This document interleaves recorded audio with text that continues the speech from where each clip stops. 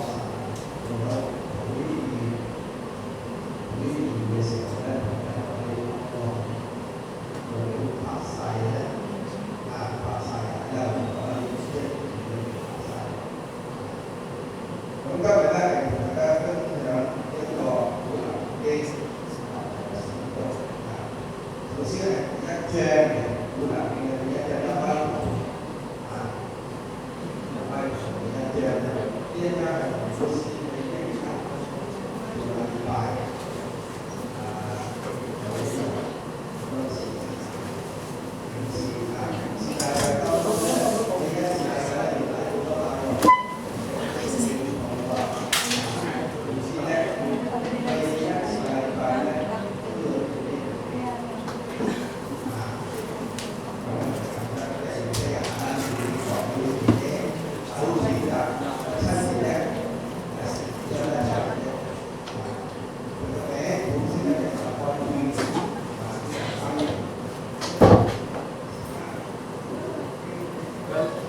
in the name of Allah, the most beneficent, the most merciful, peace and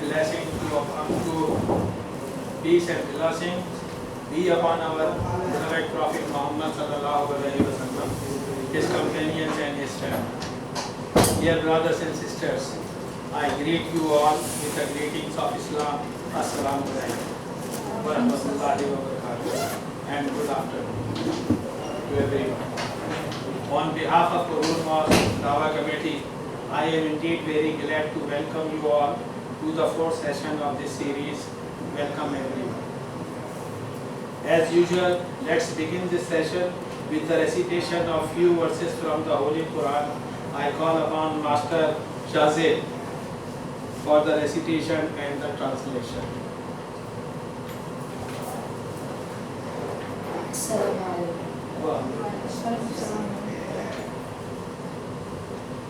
أعوذ بالله من الشيطان الرجيم. بسم الله الرحمن الرحيم. ألف لام ميم. غلبت الروم في أدنى الأرض وهم من بعد غلبهم سيغلبون في بضع سنين. لله الأمر من قبل ومن بعد ويومئذ يفرح المؤمنون بنصر الله ينصر من يشاء وهو العزيز الرحيم. وعد الله لا يخلف الله وعده ولكن أكثر الناس لا يعلمون. يعلمون ظاهرا من الحياة الدنيا وهم عن الآخرة هم غافلون. صدق الله العظيم. In the name of God, the most gracious, the most merciful. Alif Lam Mim. The Romans have been defeated in a nearby land. They will reverse their defeat with their victory within a few years. For with God rests all powers of decision, first and last. On that day, the believers too will have cause to rejoice. With the help of God, He helps whom He pleases. He is mighty and the merciful. This is God's promise. Never does God fail to fulfill His promise, but most people do not know this. They only know the outward appearance of the life of this world, and they are neglectful of the hereafter. Sadaqallah. Jazakallah khair, Shazid, for the sweet recitation. We shall now proceed to the presentation. Imam Serzhan Kaliyev will deliver a lecture on Islam road to success. Imam Serzhan, currently serving as an instructor, manager and as an imam in Hong Kong Islamic Culture and Welfare Society. Hailing from Kazakhstan, he completed his secondary education and his university there itself. He then got specialized in auditing and has attained a degree on science in business administration from the American University of Kazakhstan. He has also got specialized in Islamic studies and attained a certificate of Imam from the Religious Affairs Government of Turkey. He had received various honors and awards. In 2008, he was honored as an international delegate by United Nations and also certified as the member scientific group by the US Embassy, Almaty. May Allah help him to continue his career in serving the Ummah and be successful in both the world. Without any further delay, let me call upon our special guest to address his presentation. Thank you very much, Brother Mati. Assalamu alaikum wa rahmatullahi wa barakatuh. Actually, coming to the lecture, I was thinking as a reason for what we are having those courses. Because without having intention, the action itself is nothing. So the course was designed for non-Muslims in Hong Kong to discover Islam, to know more about this religion, but for Muslims also to look at their religion from a different point of view and also learn more about the things, more about the religion they usually practice in their life. The topic itself, as you can see on the screen, is a little bit not defined. When you first time hear that, maybe it doesn't come to your mind what this topic is about. But actually, it's very, very precise, and also it's very understandable. Because when we talk about the religion itself, it should lead to the happiness in the world and hereafter. And the Islam itself contains all of that. We will try to investigate and go deep and learn what is the success this religion gives us in this world and hereafter. Because we can talk about the religion from a different point of view. We can talk about the Islamic law point of view, from fiqh. We can talk from the life of the Prophet. We can talk from the point of the historical, cultural, and different political and economical point of view. But in general, when some non-Muslims choose religion, choose Islam, they have certain reasons, and we will try to go that reasons and try to know more about the religion that we all usually just mention. First of all, I would like to start this presentation. Before to everything to start, I would like to not have the stereotypes, because usually when we go to different country, nation, and ethnic groups and nationalities, we always have certain stereotype about that. And for sure, non-Muslims have a lot of stereotypes about Islam, and also Muslims themselves, they have stereotypes about Islam. Because taqlid, that we call the following without the known reasons and the evidence, it's also sometimes lead Muslims to just to follow without knowing the reason, without knowing the core and the reasons for doing that. So I want all of you, first of all, just to clarify it and look at that as not something that you usually used to think of, and to try to find what is the different from the different point of view. Since the topic is about success, I found we can also find in the dictionaries and go to Google, search for the meaning of that, and it usually talk about the attaining of wealth, position, and honor. And when you ask different people in the world what was the success for them, they usually call the richest man. They call the man with many cars, with a lot of workers. They have a high position. They call those people as successful people. And if also I was asked some people here, for sure, even the attendance of this lecture will name certain persons and certain people they are also. And even you, if I will ask you who is a successful man for you, you he will also name the same people that the majority of the population of the world call, and they are mainly from the first list of the Forbes magazine, those who are the richest men, or those who are owning the big holdings in companies. But actually, if that is true, we will try to think together about that before doing this our lecture.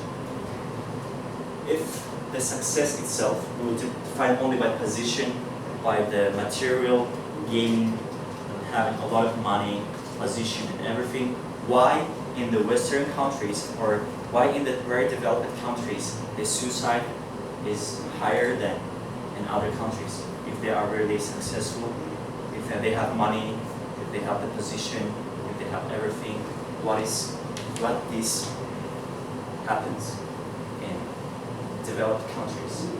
And it really makes us to think, is really success to have a lot of money, financial status, and position? Does really mean that? Yeah.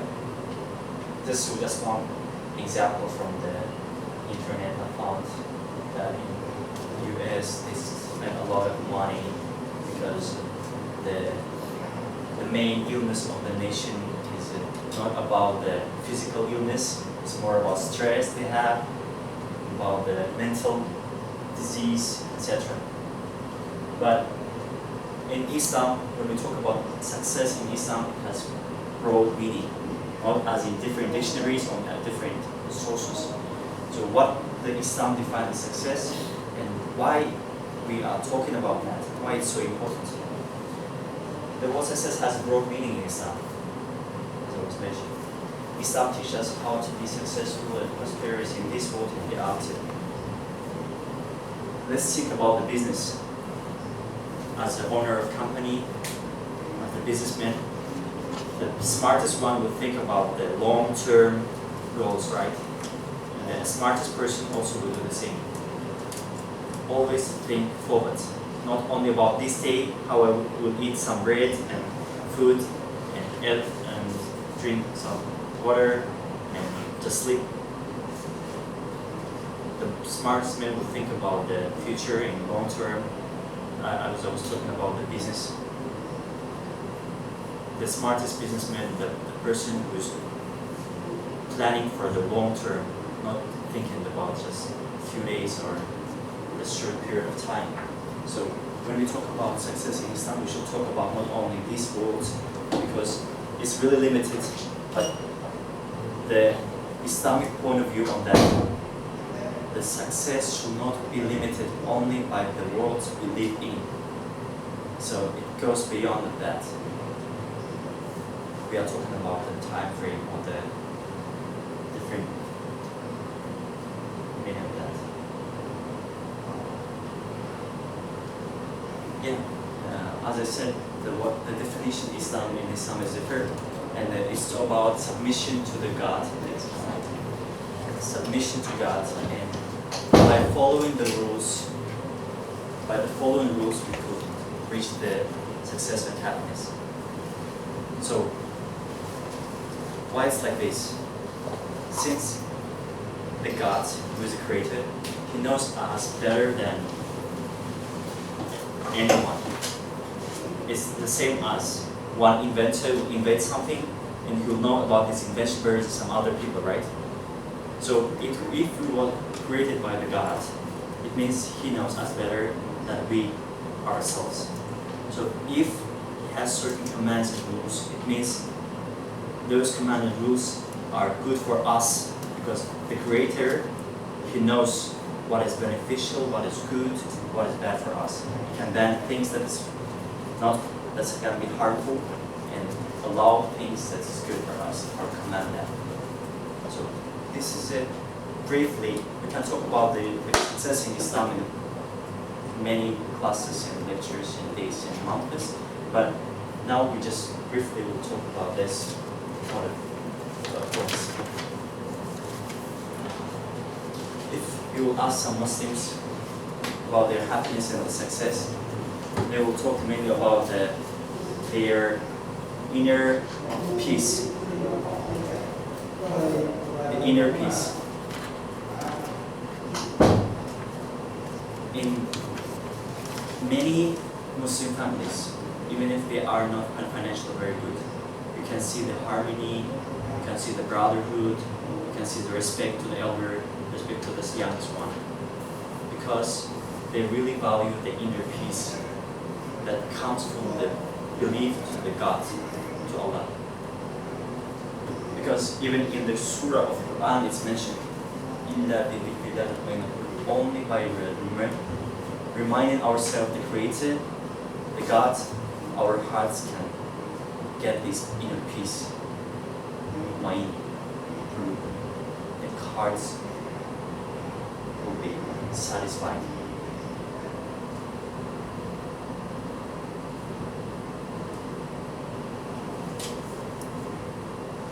Yeah, actually, I just go through one of the chapter of Quran and try to get some tips from them.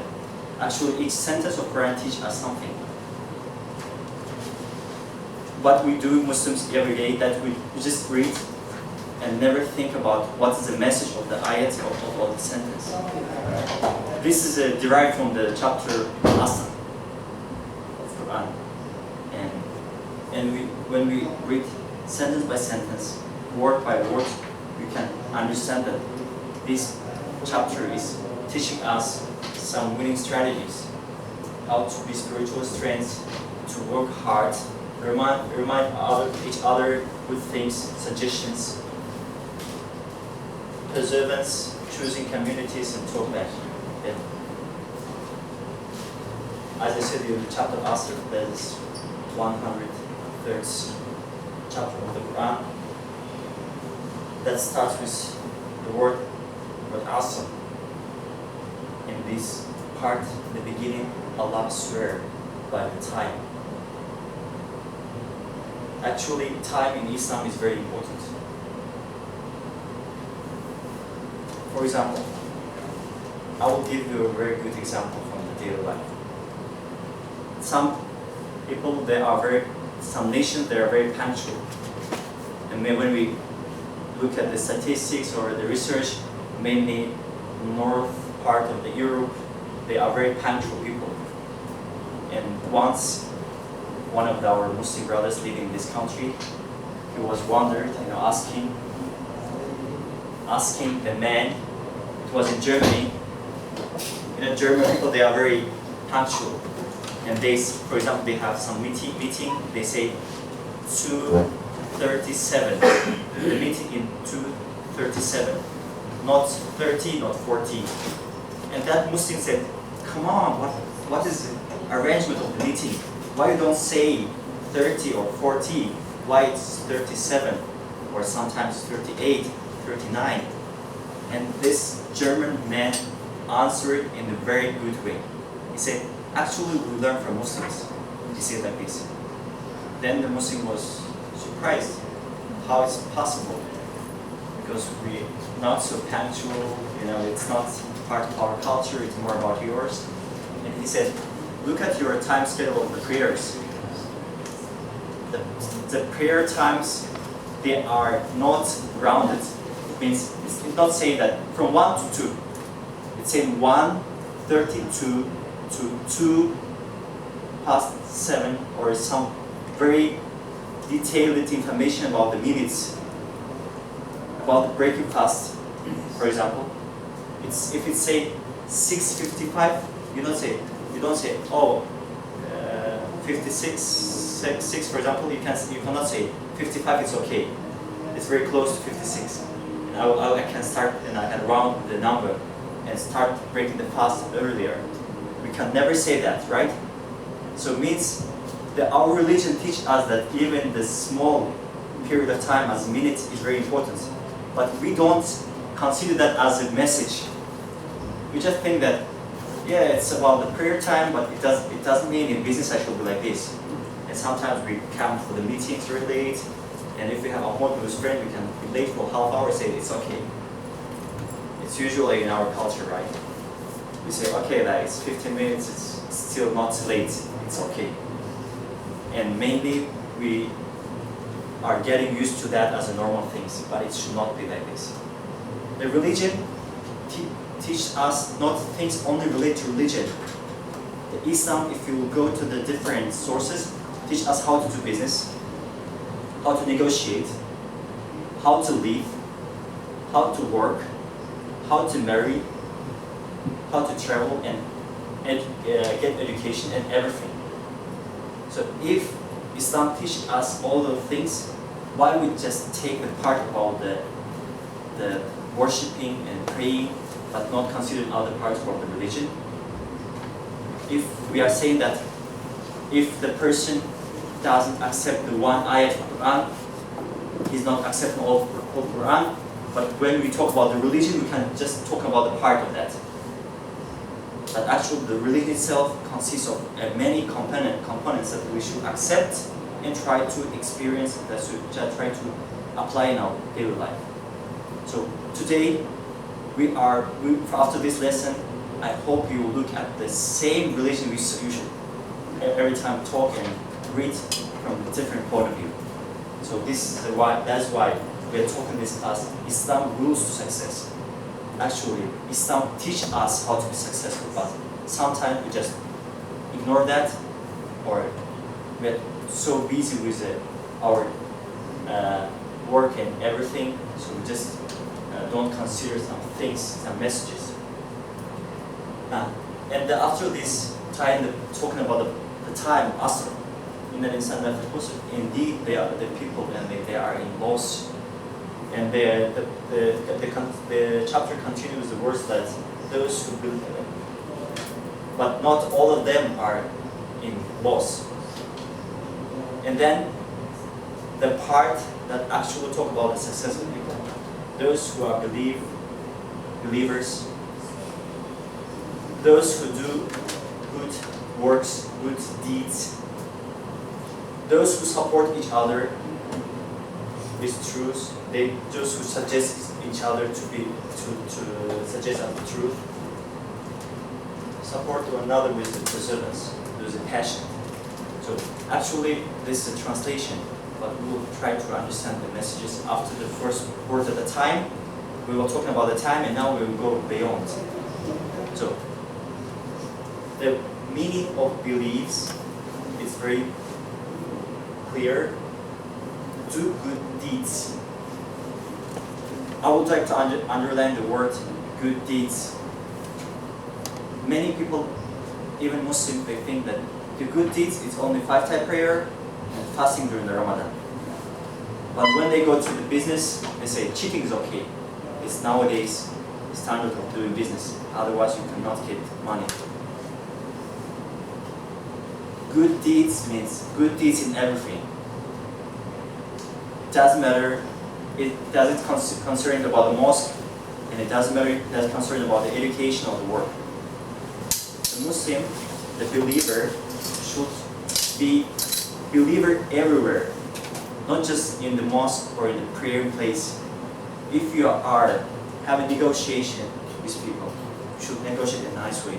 If you have some neighbors, you should be in good relationship with your neighbors. Even our Prophet, he was surprised when the Archangel Jabril, the angel, he brought so many messages from the God about the neighbor, rights of neighbor. He said, why it's so important, the rights of neighbor? I thought they are the one whom they are most important, like our relatives. The rights of neighbor is very important. So the Islam also teaches how to live together in harmony. Actually, when we go back to the history, there are some Jewish believers. They are those are Orthodox Jewish and those who are not really practicing their religion. And they are not against each other. Those who are following the religion truly and those who are not following. And they have conflict. And the followers, those who really follow their religion, the Jewish, they said, the Jewish people, they were happy during the time of the Caliphate, during the time when the Islam was ruling in the Middle East, in the Islamic world. they were ruled by the Sultan and the rules of the Sharia law of Islam. Why? Because at that time they were part of this Islamic world inside of the Muslims, and Muslims never treated them in bad way. But nowadays, since there is no Caliphate in this region where the Muslims are majority, they always have fights, wars, conflicts, and all the troubles that they have nowadays. When the Jewish make research about this history, they found that they were very happy in the time of the rule of Islam. In the Middle Ages, the Europeans should kill them for doing science and doing some, chemistry, physics, and all the stuff. Because the Middle Age, Europe is different from nowadays. The science itself was forbidden. It was considered as devil actions, and the many Jews were killed by those fanatic, radical Christians, and the majority of them ran away from Europe. And they came to Ottoman Empire, to the Islamic Empire, asking for the help, and there accepted them, those Jewish, to live in the Islamic Empire at that time, in the Ottoman Empire. And they were happy living with Muslims at that time, rather than with others. Because Islam teach us to live in harmony. If someone will not fight against you, don't fight. You can protect yourself, but never start yourself. Never kill just for killing. If someone is fighting you, you can protect yourself. Thus, Islam teach us how to live with non-Muslims and different other groups together. But unfortunately, some Muslims cannot understand that very well. So we have some problems nowadays. We can watch on the news. Another message from the same chapter is about the supporting each other, tell the truth, and the passion. Actually, it's the things that we are lacking nowadays. We don't suggest each other good things when we don't have passion. We're too emotional, we're too stressed, depressed, so sometimes we can aggressively against each other. Yeah, we get some messages from the chapter. We said that we should work hard, we should follow the rules, and that will lead us to the happiness in this world. Since Islam is religion, not only the covering and the commands of the religion is covering this world, those things will also lead us to success hereafter. But sometimes it's better to consider things starting from yourself. Many Muslims will talk about Islam every time when you talk with sit with them on the table, on the eating, or having some work with them. They will always share some information about Islam. But sometimes it doesn't work. As it's said in the ayats, why you say things that we are not practicing.